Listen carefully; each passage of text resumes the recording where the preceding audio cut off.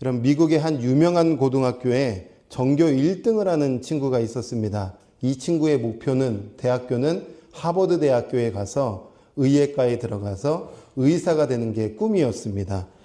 이 친구도 예상했고 가족들도 예상을 했던 것은 이 정도의 실력이면 보통 고등학교가 아니라 아주 유명한 고등학교에 전교 1등을 하니 당연히 하버드 대학에 들어갈 수 있겠다라고 예상을 했어요. 그런데 결과는 합격이 아니라 불합격을 하게 된 겁니다.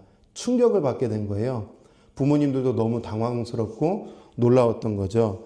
아니, 유명한 고등학교의 전교의 2, 3등도 아닌 1등이 이 하버드 대학의 의예과에 들어가지 못한다면 이 하버드 대학은 과연 누가 들어간단 말인가, 이런 좀 당황스러운 마음을 가지고 부모님이 학교 측에 연락을 하게 되었습니다. 우리 아들이 왜 떨어지게 됐는가 이렇게 물어봤는데 학교 측의 대답이 이랬다고 해요. 하버드 대학에 지원한 당신의 자녀는 의대에 지원하면서도 고등학교 3년 내내 누군가에게 봉사를 하거나 섬긴 일이 없군요. 심지어 3년 내내 헌혈한 적이 한 번도 없군요. 머리는 굉장히 좋고 또 실력은 있다 하지만 의사가 생명을 살린다고 하는데 어떻게 어떤 섬김의 일이나 헌혈을 하는 일이나 이런 적이 한 번도 없습니까? 이런 의미 때문에 또 이런 것 때문에 합격하지 못했다, 이런 결과를 받았다고 합니다. 여러분, 참 저는 의미 있는 이야기라고 생각해요. 신앙생활하는 성도의 모습도 때로는 이렇지 않은가. 훈련 열심히 받고 또 성경 많이 읽고 창세기부터 요한계시록까지 성경을 아는 것 중요하지만 알면은 반드시 실천하는, 행동하는 그리스도인이 돼야 되는데 우리 주님이 물으실 것 같아요. 아는데 행동하고 있냐? 여러분, 성경은 굉장히 중요하게 우리에게 가르쳐 주는 것이 있는데 그것이 무엇이냐면 행동하는 그리스도인이 되라. 이것이 성경에서 굉장히 중요하게 외치고 있는 외침입니다. 아는 것으로는 안 된다. 반드시 살아내야 한다. 이렇게 말씀하고 있는 거죠. 여러분, 이러한 관점에서 오늘 이 팔복에 관한 말씀도 아는 것으로 그치지 말고 행동하는 그리스도인이 되라. 그래서 긍휼히 여기는 자는 복이 있나니 저희가 긍휼히 여김을 받게 될 것이다. 이런 어찌 보면은 딱 액면 그대로 받았을 때에 행동에 관한 말씀이다라고 쉽게 이해할 수 있을 것 같아요. 틀린 말씀은 아닙니다.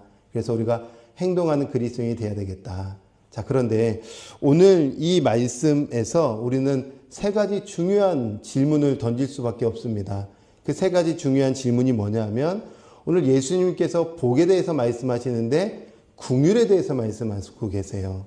그러면 긍휼이 무엇인가? 이것을 잘 이해하고 넘어가야 되지 않겠습니까? 여러분, 긍휼이 뭘까요? 이따가 한번 대답해 보시죠. 두 번째, 긍휼의 대상이 누굴까요? 우리가 긍휼히 여기는 자 하면은 누군가를 여겨야 되겠다 이렇게 생각할 텐데 긍휼의 대상이 누굴까요? 그리고 세 번째는 어떤 긍휼을 베풀어야 될까요? 이게 자칫 그냥 한 문장으로 쉽게만 생각하면 도덕적인 설교가 됩니다. 윤리적인 설교가 돼요. 도덕적이게 나쁜 것이 아니고 윤리적인 것이 나쁜 것이 아닙니다. 그런데 이걸 자칫 잘못 받아들이면 어떻게 되냐면 예수님을 몰라도, 하나님을 몰라도 남을 불쌍히 여겨서 도와주면 하나님께서 나를 긍휼히 여겨주시겠구나. 하나님 없는 사람들도 다 해요. 할 수 있는 거예요. 그런데 우리 예수님이 이 땅 가운데 오셔서 팔복에 관한, 하나님 나라의 복에 관한 말씀해 주시려고 하는데 단순히 그 정도 차원 수준으로 말씀하셨을까? 그건 아니겠죠.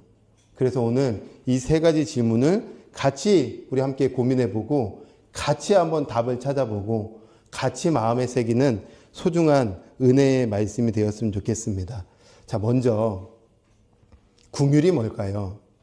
여러분, 이 단어는 일상에서는 잘 사용하지는 않아요. 그죠? 거의 이제 성경, 교회 공동체에서 사용하는 단어라고 생각하는데 긍휼이 뭐라고 생각하세요? 어떤 딱 느낌으로 다가오세요? 긍휼. 맞아요. 불쌍히 여기는 마음. 그쵸? 불쌍히 여기는 마음 맞습니다. 또, 네? 자비롭고, 자비로운 마음. 또 자비로움. 예, 또, 연민, 동정. 이걸 이제 다른 말로 하면 또 사랑. 이렇게 우리가 단어를 이해합니다. 자, 그런데 여러분 이 긍휼이라는 단어가 참 의미가 있어요. 어떤 의미가 있냐면 여러분 이게 구약의 말씀이랑 딱 연결시키면은 어머니의 자궁, 어머니의 태라는 어근에서 출발합니다. 한 번 더요. 어머니의 태, 어머니의 자궁이라는 이 어근, 뿌리로부터 긍휼이라는 단어가 나왔다는 거예요.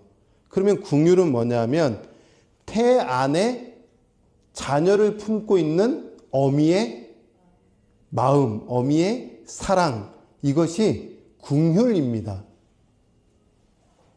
그냥 불쌍히 여겨 이게 아니라 반드시 태 속에 자녀를 품고 10달 동안 그 품어낸 어미의 사랑이에요. 엄마의 사랑은 위대하죠. 아빠의 사랑도 위대하지만 엄마의 사랑 참 위대합니다. 아내가 임신을 했을 때에 입덧이 굉장히 심했습니다. 이제 10개월 아이를 품고 있다면 거의 9개월, 10개월 정도를 입덧을 아주 심하게 했어요. 세 자녀를 낳았으니까 한 30개월 정도를 입덧한 거죠. 어마어마했어요. 밥 먹으면 다 토하고, 물 마셔도 물도 토하는, 그래서 참 심한 입덧의 그 기간을 보냈는데, 근데 엄마는 참 위대해요. 토했는데 또 뭘 먹어요. 왜 먹을까? 안 먹고 싶잖아요. 힘드니까. 그런데 아이에게, 뱃속에 있는 아이에게 영양분을 줘야 되니까 또 꾸역꾸역 먹는 겁니다. 힘들어도 먹는 거예요. 이게 엄마의 사랑이죠. 이게 긍휼입니다. 예. 나만 생각하면 안 먹으면 돼요. 나만 생각하면은 입덧 심하니까 괜찮아요. 그런데 뱃속의 아이 때문에 힘들어도 참아내고 품어내고 토해도 또 먹고, 이게 엄마의 사랑이죠. 이게 긍휼이라는 거예요. 한 번은 열이 심하게 났습니다. 여러분 보통 열 나면 어떻게 해야 돼요? 병원 가죠. 그래서요, 약 처방 받고, 심하면은 주사 맞고, 또 약 먹고, 이렇게 해서 이겨내야 되잖아요. 그런데 임신한 엄마는 약을 안 먹습니다. 왜요? 아이에게 영양 갈까봐, 조금이라도 영양 갈까봐 그 모든 열나는 고통을 다 참아냅니다. 아이 때문에. 그 아이가 온전히 잘 자라야 되기 때문에 그 태 속에서 다 품어내는 겁니다. 이게 긍휼입니다. 이게 긍휼이에요. 한 번은 아는 사모님이요, 아이를 막 그렇게 조도하지는 않아요. 그런데 뱃속에 아이가 딱 생기니까요, 역시 엄마는 엄마예요. 뱃속의 아이를 얼마나 잘 품어내고 아끼는지. 그런데 뱃속의 아이가 한두 달 정도 됐을 때에 특별 새벽 기도가 있어서 새벽에 일찍 일어나서 아파트 계단을 내려오는데 아파트 계단이 미끄러웠나 봐요. 그래서 꽈당 넘어졌는데 허리 꼬리뼈 부분이 꽉 다쳐버린 거예요. 어떻게 해요? 병원 가야죠. 그리고 약 처방 받아야 되죠. 그런데 약 처방 받고 약 먹었을까요? 아니요, 먹지 않았어요. 허리가 막 끊어질 정도로 아플 때고 꼬리뼈가 아픈데도요, 그거 몇 달 동안 다 참아내더라고요. 왜? 뱃속의 아이 때문에. 이게 여러분 사랑이요? 긍휼입니다. 우리 예수님께서 말씀하신, 하나님께서 말씀하시는 긍휼은 단순히 불쌍히 여기는 게 아니라 네 속에 그 영혼을 넣는 거예요. 넣어서 다시 태어나게 만들어주는 거예요. 이 긍휼이죠. 그런데 여러분, 이 긍휼이라는 단어는 태 속에 자녀를 넣어서 낳는 사랑뿐만 아니라 또 다른 표현이 있는데, 강자가 약자에게 베푸는 호의, 헤세드라는 단어로도 사용됩니다. 그래서 누군가를 불쌍히 여기는 것, 누군가를 내 속에 넣어서 그 영혼이 다시 일어날 수 있도록 베푸는 호의가 바로 긍휼이다라고 성경은 우리에게 가르쳐주고 있는 거예요. 이해가 되시죠? 이제부터 여러분 궁율이라는 단어를 볼 때마다 반드시 태, 자궁이랑 연결시켜서 이해하셔야 되는 거죠. 자, 그런데 오늘 문제는 뭐냐 하면 이렇게 단어만 보면은 단어가 이런 깊은 의미가 있구나라고 생각할 수 있는데 오늘 뭐가 문제냐면 궁율이 여기는 자, 이게 문제가 됩니다. 왜 이게 문제가 되냐면 의역을 하려면 정확하게 해주시면 참 좋은데 너무 의역을 심하게 하다 보니까 여기는 단어는 사실은 없어요. 이게 형용사로 딱 한 단어입니다. 그래서 정확하게 직역하면 궁율한 자는, 자비로운 자는 이런 뜻이에요. 여긴다는 게 딱 넣는 순간부터는 궁율의 대상이 상대방이 됩니다. 그죠? 그런데 궁율한 자는 이렇게 되면 대상이 상대방 플러스 누가 될까요? 네, 여러분이 예상하는 그 대답이 될 텐데 여러분 그 대답이 되기 위해서 제가 이야기를 하나 들려드릴게요.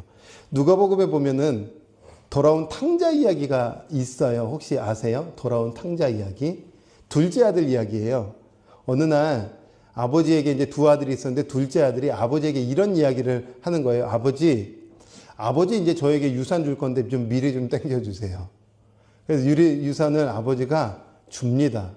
여러분 이거 굉장한 일이에요. 왜 굉장한 일이냐면 유산은 죽기 전에 주는 거죠.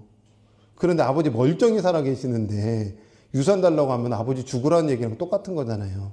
이러한 불효막심한 둘째 아들이 어디 있습니까? 그런데도 아버지가 유산을 줘요. 그 유산을 받아서 해외로 갑니다. 해외로 가서 해외에서 어떻게 하냐면 돈을 흥청망청 씁니다. 먹고 싶은 거 다 먹고 누리고 싶은 거 다 누리고 그냥 육적으로 막 살아냅니다. 그런데 그 땅에 기근이 일어나고 어려움이 당하자 이 친구도 이제 둘째 아들도 돈도 다 허비해 버린 거예요. 돈 있을 때는 좋았겠죠. 근데 돈이 없으니까요. 친구도 떠나고 아무도 도와주지 않아요. 그러니까 정말 비참하게 돼지 치는 일을 하기 시작합니다. 거지가 돼버린 거예요. 근데 배가 너무 고프니까 돼지 쥐염 열매, 돼지가 먹는 쥐염 열매라도 먹어서 이 끼니를, 이 배고픔을 해결해야 되겠다라고 쥐염 열매 먹으려고 하는데요. 주인이 돼지의 쥐염 열매조차 주지 않으니까요. 먹지도 못해요. 여러분 이런 비참한 상태가 어디 있습니까?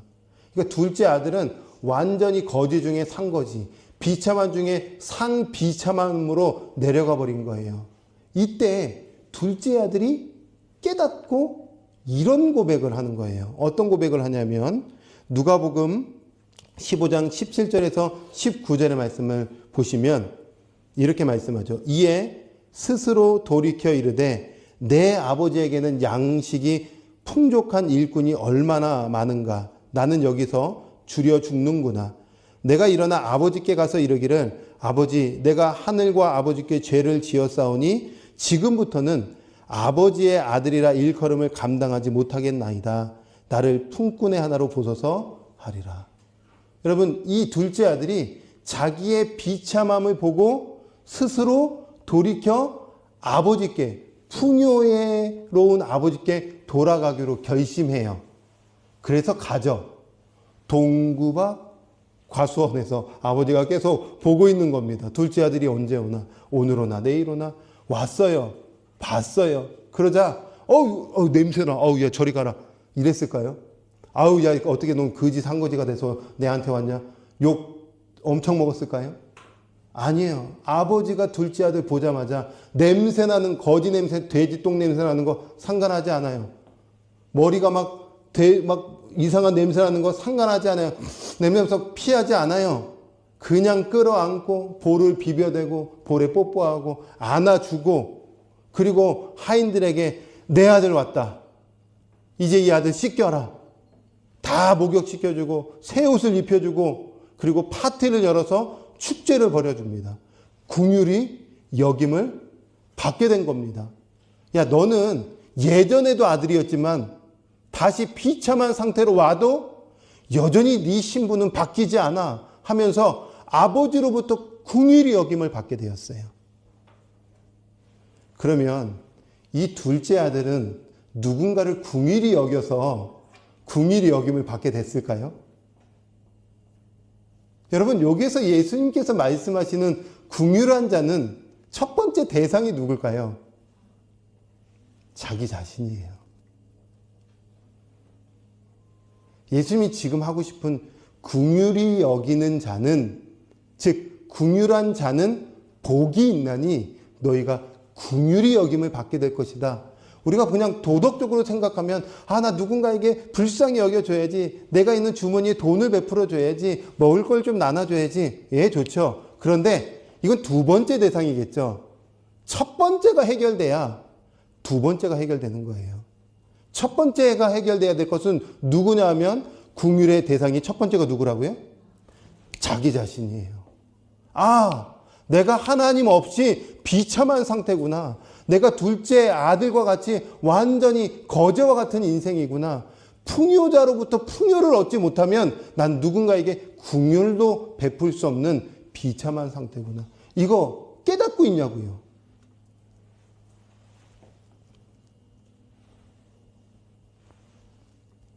주님 없는 인생이 불쌍한 인생이고 주님 품 떠난 인생이 얼마나 낙담된 인생인지 이거 깊이 알고 있냐고요. 늘 하나님과 연합되어 살아가고 있냐고 주님께서 말씀하고 있는 거예요. 끊어진 인생 또 비참함으로 가는 겁니다. 하나님과 그리스도와 연합되지 않으면 또 우리는 파탄난 인생 되는 겁니다. 가난한 인생 되는 거예요. 우리 주님이 8가지를 얼마나 다양한 방법으로 동일하게 말씀하고 있습니까? 심령이 가난한 자나 긍휼한 자나 똑같은 거예요. 애통하는 자나 긍휼한 자나 똑같은 거예요. 온유한 자나 의에 줄이고 목마른 자나 다 하나님께서 한 메시지를 우리에게 주고 있으니 이거 얼마나 깊이 있게 깨닫고 얼마나 깊이 있게 왕 찾고 있냐는 거죠. 매일매일 순간순간 풍요의 근원이신 하나님 앞에 나는 스스로 돌이켜 나는 진짜 주님 제가 긍휼한 자군요. 저 스스로를 긍휼히 봅니다. 그래서 진짜 긍휼히 여겨주실 주님 품으로 갑니다. 이 신앙의 고백이 여러분에게 있으십니까? 그러면 이제부터 여러분에게는 긍휼히 여김받는 놀라운 은혜가 주어지는 것입니다. 여러분, 이 누가복음 15장 다음으로부터 여러분 성경을 나중에 꼭 한번 읽어보세요. 그 다음부터 나오는 스토리가 이런 거예요. 한 나병 환자들이 예수님께 갑니다. 그래서 예수님께 뭐라고 얘기할까요? 예수님, 우리를 불쌍히 여겨주십시오. 불쌍히 여긴 것도 아니고 자기를 불쌍히 여겨달라고. 자기를 보니 자기가 불쌍한 존재예요. 그래서 나를 불쌍히 여겨달라고 근원께 가는 겁니다. 근원께. 18장의 맹인이 예수님께 찾아와요. 그래서 예수님께 얘기하죠. 다윗의 자손 예수여 나를. 그렇죠. 여러분, 우리 예수님의 복의 시작은 자기를 보는 거예요. 성경은 다른 사람 얘기할 거 없이고 나랑 그리스도 얘기하는 겁니다. 창세기부터 요한계시록까지 볼 때에 나에게 적용해야지 다른 사람에게 적용할 필요가 없어요. 내게 적용하면 다른 사람에게 흘러가는 겁니다.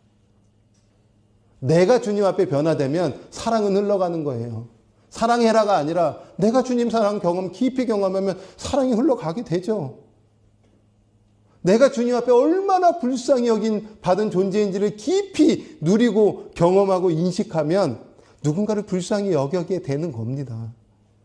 되어지는 거예요, 신앙은. 지금부터 하십시오. 나도 주님 사랑 누리지 못하는데 어떻게 하라고 얘기할 수 있겠습니까?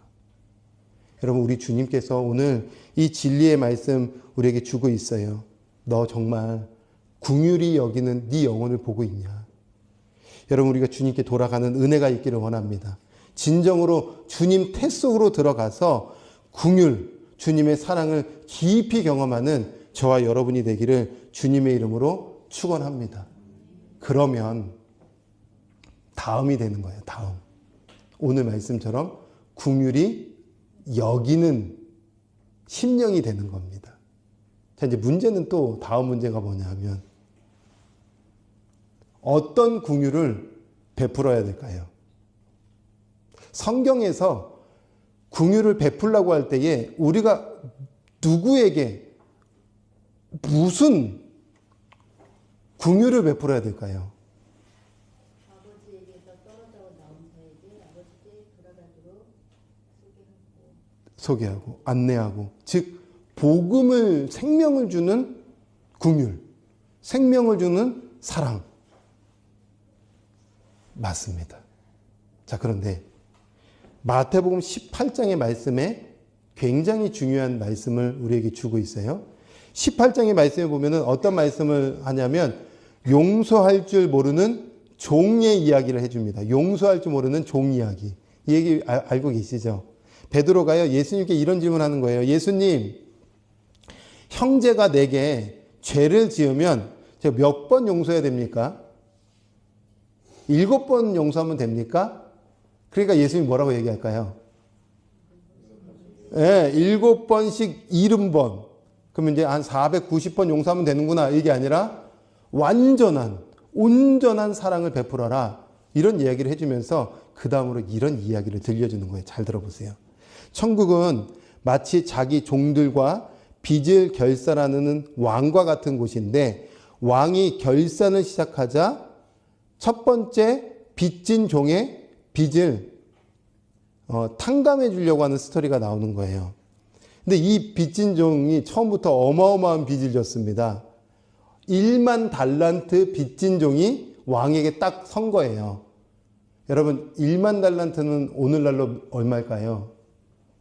계산해 보니까 6조입니다. 제가 상상을 해봤어요. 우리나라에 6조 갖고 있는 사람이 과연 몇 명 될까? 몇 명 될까요? 한 100명, 한 1000명 될까요? 그러니까 여러분, 당시에 1만 달란트는 이거는 거의 희박한 종이에요. 이건 종이라고도 할 수가 없을 것 같아요. 왕 다음에 왕 속해 있는 귀족이라고 해야 될까요? 하여튼 어마어마하게 빚진 이 종이 이 왕 앞에 섰어요. 갚을 수가 없죠. 그러자 왕이 자신과 아내와 자녀들 전 재산을 팔아서 갚아라 라고 명령을 아주 무섭게 내립니다. 왕이요, 갚을 수가 없어요. 제발 그런데 용서 좀 해주십시오. 제 자녀는 좀 보호해 주십시오. 제 아내는 좀 보호해 주십시오. 그러자 왕이요, 그래 알겠어 하고 무릎 꿇고 빌고 있는 1만 달란트 빚진 종을, 그 빚을 1만 달란트를 탕감해 줍니다. 그리고 이제 길에 딱 가고 있는데요, 이 동료가 찾아온 거예요. 이 동료가 빚진 동료예요. 그런데 1만 달란트 탕감받은 이 사람에게, 친구야, 내가 너한테 지금 빚을 줬는데 이 100데나리온의 빚을 좀 탕감해 줄 수는 없어? 좀 어떻게 좀 이렇게 좀 해줄 수 없어? 여러분, 100데나리온은 1000만 원이에요. 그러니까 멱살을 잡더니 이거 봐라, 빚져가지고 지금 이 빚을 안 갚으려고 해 하면서 막 얼굴이 불그락불그락 한 거예요. 얼마나 비참함을 당했는지 몰라요. 그런데 이 광경을, 소식을 누가 들었냐면 왕이 들은 겁니다. 그래서 다시 불렀어요. 그리고 이야기하는 겁니다. 야, 너 너무한 거 아니냐? 너는 6조를 탕감받았는데 그 아무것도 아닌 1000만 원 빚진 자에게 멱살을 잡고 그렇게 모욕을 줄 수 있어? 하면서 엄청나게 왕에게 호되게 혼을 나는 장면을 보여줍니다. 그러면서 32절, 35절에 이 말씀 주고 있는 거예요. 자, 이의 주인이 그 1만 달란트 그를 불러다가 말하되, 악한 종아, 내가 빌기에 내가 내 빚을 전부 탕감하여 주었거늘 내가 너를 어떻게 해줬어요? 이게 긍휼이에요. 여기서 단어, 똑같은 단어입니다. 불쌍히 여긴과 같이 너도 내 동료를 불쌍히 여김이 마땅하지 아니하냐. 내가 너에게 긍휼을 베풀었으니 너도 긍휼을 베푸는 것이 마땅하지 아니하냐. 주인이 노하여 그 빚을 다 갚도록 그를 옥졸들에게 넘기니라. 그 다음에 이것을 풀이해 주는 거예요. 뭐라고요? 너희가 각각 마음으로부터 형제를 뭐 해야 돼요? 그렇죠. 용서하는 겁니다. 용서하지 아니하면 나의 하늘 아버지께서 너희에게 이와 같이 하리라. 그러니까 여러분, 예수님이 말씀하시는 긍휼은 첫 번째가 용서하는 삶입니다. 혹시 여러분 미워하는 사람 있어요? 혹시 미워하고 여전까지 지금까지 앙금을 풀지 않고 있는 분들 계세요? 형제 중에 있으세요? 가족 중에 있으세요? 여러분 여기 말하는 형제니까 아델포스 하나님의 태에서 태어난 여러분 교회 공동체 안에서 용서하는 공동체가 반드시 돼야 됩니다. 그게 복된 공동체예요. 우리 주님이 말씀하시는 거죠. 봐라. 예수 그리스도께서 십자가에서 아무것도 안 한 우리를 용서해 주셨다면 이미 우리 안에 용서가 있는 것이고 용서를 입었으니 너희도 그렇게 해라. 이게 긍휼이다. 이 복을 누려라. 이렇게 긍휼의 삶을 살다가 와라. 그러면은 이제 긍휼히 여김받는 영원한 천국의 기쁨이 네 것 되는 것이다 라고 우리 주님이 이 복 누리라고 말씀하고 있는 것입니다. 그러므로 여러분 오늘 말씀에 긍휼한 자를 두 가지로 잘 풀이하셔야 돼요. 첫 번째, 나를 향한 말씀이구나. 내가 주님 앞에 오늘도 두 손 두 발 들고 주님 이렇게 부족하고 연약한 종을 다시 불쌍히 여겨주십시오. 그때 하나님께서 잘했어. 둘째 아들에게 완전히 축제를 열어주는 것처럼 잘했다. 잘 돌이켰구나. 이제 파티다. 이 축복을 우리에게 부어주실 것이고 또 두 번째 이제는 여겨줘야 되는데 여러분 혹시라도 미워하는 대상 나를 그냥 짜증나게 하는 대상 화나게 하는 대상 그래서 도저히 용서하지 못할 것 같은 존재가 있다면 다시 십자가의 은혜를 기억하면서 용서하는 것입니다. 이게 되어질 거예요. 주님 사랑 다시 기억하면 용서는 되어지는 겁니다. 되어질 수 있는 힘이 주어질 때에 하나님 내가 그 사랑 다시 사랑하겠습니다. 라고 품어낼 때에 여러분 인생 가운데 놀라운 일들이 일어나게 될 것입니다. 여러분 지금 한국교회를 보세요. 여러분 한국이라는 것 단어를 떼면요. 이 한국의 교회들은 다 한 공동체 아닙니까? 예수님을 믿겠다고 하는 공동체 아닙니까? 예수님이 왕이라고 그리스도라고 말하는 공동체 아닙니까? 그런데 여러분 뉴스를 보세요. 왜 이렇게 분열이 일어났어요? 이파 저파 왜 이렇게 당짓는 싸움이 막 일어나요? 여러분 이건 지금 우리가 하나님의 눈으로 분별해야 되는 거예요. 복음은 용서예요. 용서를 사랑으로 바꿔도요 동일한 메시지가 됩니다. 그래서 용서는 사랑이고 사랑은 용서입니다. 그런데 용서하지 않아요. 지금 한국교회가 서로가 서로를 용서하지 않고 비방하고 헐뜯고 비난하고 정죄하고 그래서 분열이 일어나고 불화가 일어나고 하나님이 절대 그러한 공동체 그러한 신앙인들에게는 복을 주실 수가 없어요. 원리가 그렇습니다.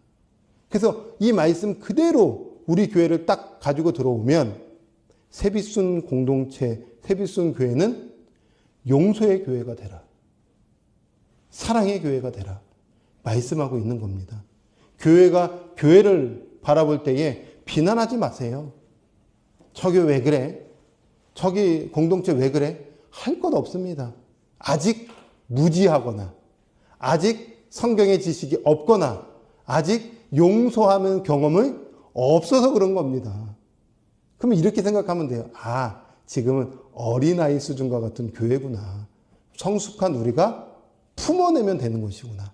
그래서 용서하기로 힘쓰고 사랑하기로 결심하면서 오히려 그러한 공동체를 위해서 기도해주고 품어내주고 함께 세워져 가는 건강한 신앙, 건강한 교회가 되기를 주님의 이름으로 축원합니다.